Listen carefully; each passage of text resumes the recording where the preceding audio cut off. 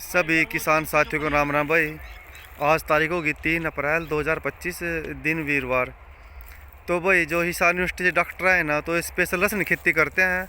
तो एक किसानों से मिले खेत में जाकर, तो डॉक्टर साहब जी से पूछते हैं कि लहसुन की खेती के बारे में कुछ जानकारी देंगे। अपने यहाँ तो लगभग लहसुन पट चुकी है भाई, बाकी इसकी नॉलेज डॉक्टर साहब देंगे। मतलब कैसे इसका रख रखाव रखा जाए, कैसे इसको सुखाया जाए, जो भी नॉलेज है। नमस्कार डॉक्टर साहब। नमस्ते जी, मैं डॉक्टर संजय कुमार यादव, सहायक प्राध्यापक चौधरी चरण सिंह हरियाणा कृषि विश्वविद्यालय हिसार। ये जो लहसुन की खेती है, इसमें हमें कुछ बातों का विशेष ध्यान रखना होता है कि जो पोषक तत्व प्रबंधन है इस खेती में। तो लहसुन में आपने देखा होगा कि जब भी हम लहसुन को काटते हैं या प्याज को काटते हैं तो हमारी आंखों में आंसू आते हैं। उसका कारण है कि इसके अंदर एक सल्फर नाम का तत्व होता है। इसलिए लहसुन की खेती में पोषक तत्व प्रबंधन के दौरान हम ये ध्यान रखें कि इसको सल्फर अधिक मात्रा में हम दें।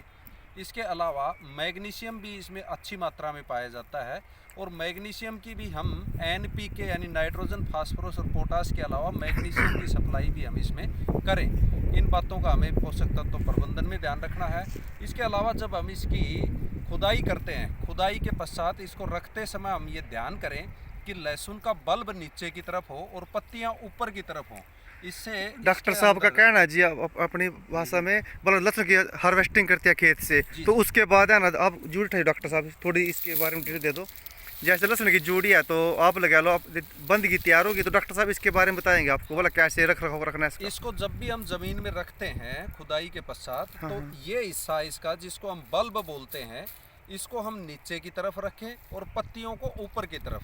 ऐसा इसलिए करते हैं, वैज्ञानिक कारण ये कहता है, जैसे आपको दिख रही सामने दिख रहा है। जी जी जी, वैज्ञानिक कारण ये है कि इसके अंदर एक स्ट्रेस हार्मोन बनता है। जब भी फसल में कोई दिक्कत होती है तो स्ट्रेस हार्मोन बनता है, जिसको हम बोलते हैं एब्सिसिक एसिड। ये एब्सिसिक एसिड ज्यों ज्यों पत्तियां सूखती जाएंगी, इनमें स्ट्रेस आएगी तो पत्तियों में ये ज़्यादा से ज़्यादा बनेगा, और धीरे धीरे गुरुत्वाकर्षण के कारण ये स्ट्रेस हार्मोन यानी एब्सिसिक एसिड है, ये बल्ब के अंदर जाएगा। इससे बल्ब की जो स्टोरेज अवधि है, भंडारण अवधि है, वो बढ़ जाती है। इसको लंबे से लंबे समय के लिए हम स्टोरेज कर सकते हैं। तो ये इसका एक मुख्य कारण होता है। तो किसान भाई ध्यान करें, इसको यहाँ रखते वक्त और लटकाते समय भी इसको इसी तरीके से आप लटकाएं कि नीचे बल्ब हो और ऊपर पत्तियां हो। ऐसा प्याज और लहसुन दोनों फसलों में ऐसा होता है। भाई डॉक्टर साहब ने देसी भाषा में बस कहना है कि जो प्लेज है ना आपकी, जो पूरी तरह सूख जाए ना, तो उसके बाद ही लहसुन का भंडारण करना स्टार्ट करे। माले गिल्ले में न करे बिल्कुल, जैसे नरम माल अभी ये ऐसे में न करे बिल्कुल भी।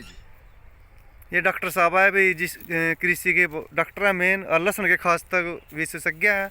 तो इन लहसुन के बारे में जानकारी दी डॉक्टर साहब जी का बहुत बहुत धन्यवाद इसकी जानकारी के लिए। नमस्ते। नमस्ते जी, नमस्ते।